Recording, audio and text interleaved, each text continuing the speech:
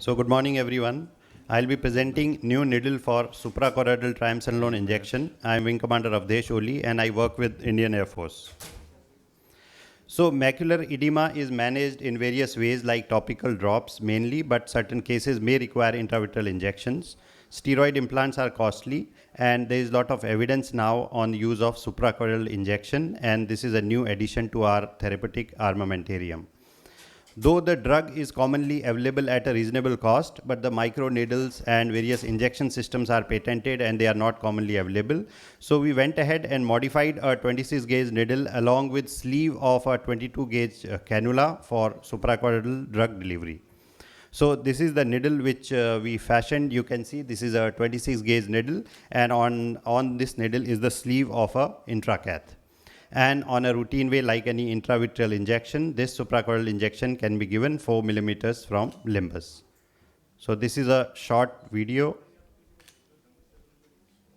wherein we divide this sleeve of this intracath with the help of scissors into two. This sleeve is cut, so virtually it can be used for 2 injections. And now a 26 gauge needle is passed through the lumen of this intracath sleeve. And we have to then reconfirm that the anterior most part, which is roughly slightly less than a millimeter, remains exposed. This, after we make this needle, we again reconfirm with the help of calipers. Now we prepare the eye for injection in a standard way, and we mark 4 millimeters from the limbus. And after we mark the eye under sterile conditions, we give this injection. The only precaution we have to take that we have to hold this needle perpendicular and apply gentle pressure so that we make a small dimple on the sclera. And then effortlessly the injection can be given. Gentle pressure may be applied with the buds. So we did this study in 20 eyes of pseudophakic CME patients, wherein the mean duration of topical treatment was 13.8 weeks. The visual acuity improved to logMAR 0.7, and the macular edema reduced to almost half at 3 months follow-up. The intraocular pressure remained normal throughout the follow-up period. There were no complications like endophthalmitis, retinal tear, or lens capsule damage, and there was no significant change in intraocular pressure. These are some of the images after injecting suprachoroidal triamcinolone. Here on the top panel, you can see this is a OCT, anterior segment OCT. The middle one is the 3D reconstruction and a UBM image. And look at the down panel, the intraretinal cysts, they almost reduced to more than half on day 1 itself. And at the end of 1 month, the retina is absolutely pristine. So this innovative needle is cost effective and safe. This technique also has wider applicability in macular edema and other diseases, more so in patients where the cost of healthcare is a concern. So looking at the merit, this was also selected for presentation at Shark Tank session in VRSI, and this has been published as new technique in IJO last year.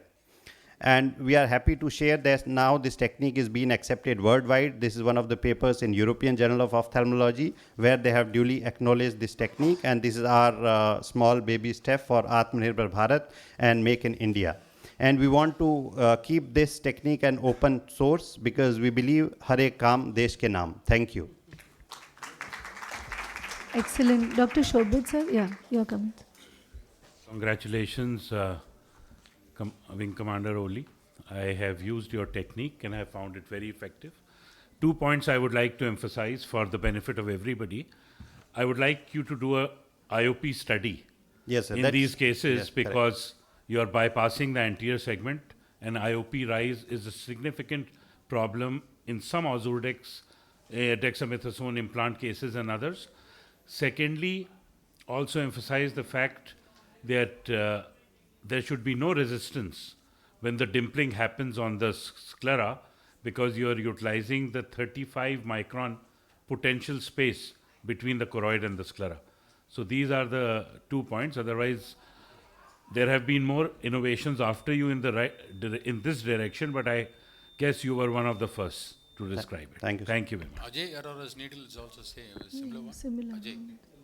Yeah, but they described Only it thing is nearly he 4 goes in- years Because you back. are going straight down. You have Yes. to go straight. But he goes in an angled manner. Yeah, No. He has a device to inject, sir. The needle goes through that device. No, he's got Yes. something like a marker Angulate, there. yes, sir. Yes. Yes, yes. There is an angulation. What he is using is based on Dr. Remke's device, Yes, yes. where you can even pass a fiber optic in and do a macular buckle with it.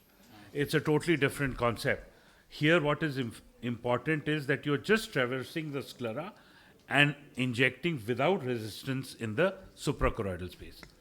So that this makes it a very simple procedure.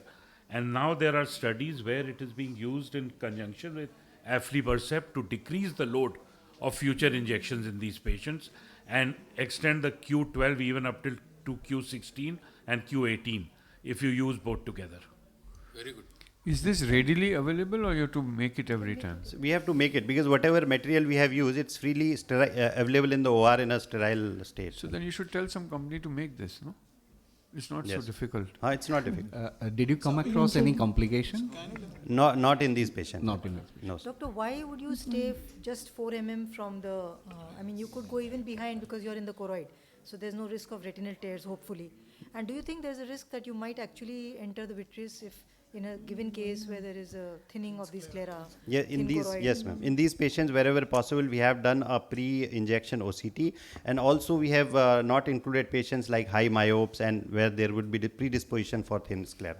But there is a Can- chance. And you could go posteriorly as well. Yes, we can This definitely. is a question to Shobit and you, whether OCT guided on a microscope, will it work in this scenario? OCT. No? Yeah. I don't think you really need it. I think that's an overkill. Even if a little goes into the vitreous cavity, it really doesn't matter.